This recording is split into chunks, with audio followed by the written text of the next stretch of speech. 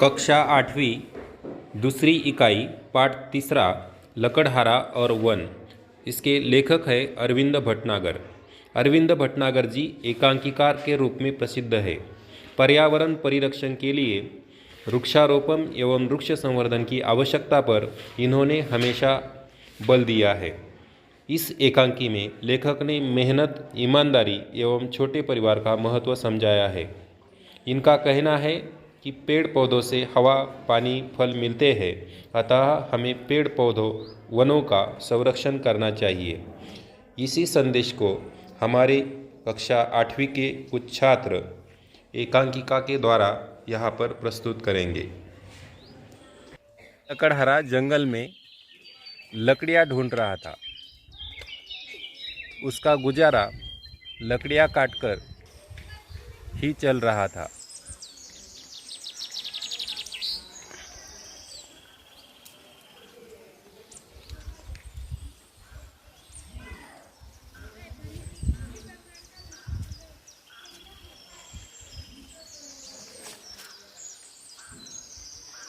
वो एक पेड़ के पास आकर रुक गया।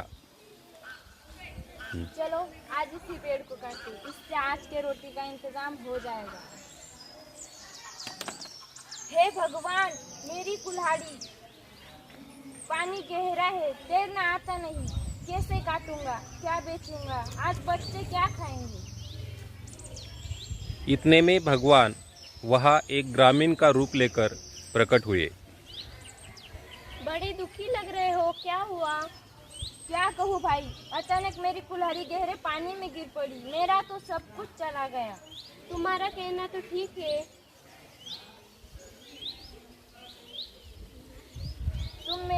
तुम मेरी कुछ मदद कर सको तो बड़ा उपकार होगा। ठीक है, मैं कोशिश करता हूँ, तुम दुखी मत हो। ऐसा कहकर भगवान ने पानी में डुबकी लगाई और सोने चांदी की कुल्हाड़ी हाथ में लेकर वो सामने आ गए। भाई तुम कितने भाग्यवान हो, ये लो तुम्हारी चांदी की कुल्हाड़ी। नहीं भाई, यह कुल्हाड़ी मेरी नहीं है, मैं एक बार फिर कोशिश करता हूँ। ऐसा कहकर भगवान ने फिर से पानी में डुबकी लगाई और हाथ में सोने की कुल्हाड़ी लेकर पानी के ऊपर आ गए। यह सोने की कुल्हाड़ी नहीं भाई, मैं बहुत गरीब हूँ, यह कुल्हाड़ी तो मेरी है ही नहीं। कोई बात नहीं, आपने मेरे लिए बहुत कष्ट उठाए, धन्यवाद। इसमें कष्ट की क्या बात है, मुसीबत के समय एक दूसरे के काम आना ही तो हमारा धर्म है। मैं एक बार फिर कोशिश करता हूँ। क्या कुल्हाड़ी मिल गई भाई? हाँ मिल गई, यह लो तुम्हारी लोहे की कुल्हाड़ी। धन्यवाद भाई, यह उपकार मैं जीवन भर नहीं भूलूंगा। एक बात मेरी समझ में नहीं आई। वो क्या? मैंने तुम्हें पहले चांदी की कुल्हाड़ी दी, फिर सोने की दी, तुमने नहीं ली, ऐसा क्यों? जो चीज़ अपनी नहीं उसे हमने नहीं लेना चाहिए, और मुझे जो ईमानदारी और मेहनत से मिलता है वही मेरा धन है। ग्रामीण का रूप छोड़कर भगवान स्वयं के रूप में प्रकट हो गए। मैं तुम्हारी ईमानदारी से बहुत प्रसन्न हूँ, पर एक शर्त पर, तुम हरे भरे पेड़ों को नहीं काटोगे, न ही लालच में पड़कर जरूरत से अधिक सूखी लकड़ी काटोगे। मुझे शर्त मंजूर है भगवान जी। मैं तुम्हारी ईमानदारी से खुश होकर तुम्हें दोनों कुल्हाड़ियाँ भेंट में देता हूँ। धन्यवाद। तीनों कुल्हाड़ियाँ पाकर लकड़हारा बहुत खुश हो गया और आज के बाद मैं फिर कभी भी हरे भरे पेड़ नहीं काटूंगा, उसने ऐसा मन में ठान लिया और वो अपने घर चला गया। दिन बीतते गए, लोग हरे भरे जंगल काटते गए और हरे भरे जंगलों की जगह फिर सीमेंट के जंगल खड़े हो गए। ऐसे ही दिनों में लकड़हारे के जिंदगी में फिर एक दिन ऐसा आया।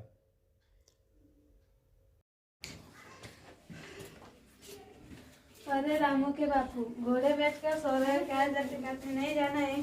जाता हूँ भगवान।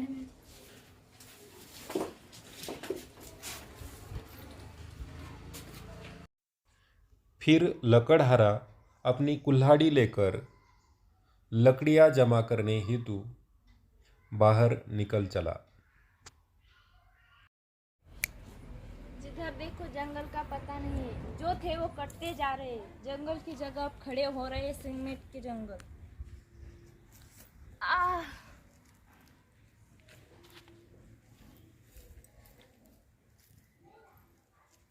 पाँव में चोट लगने के कारण लकड़हारा एक घने पेड़ के नीचे बैठ गया। ठंडी छाया, सारी थकान दूर हो गई।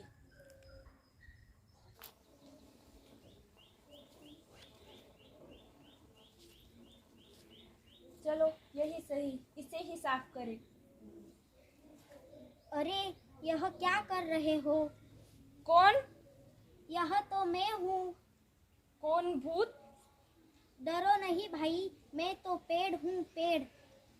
पेड़? क्या तुम बोल भी सकते हो?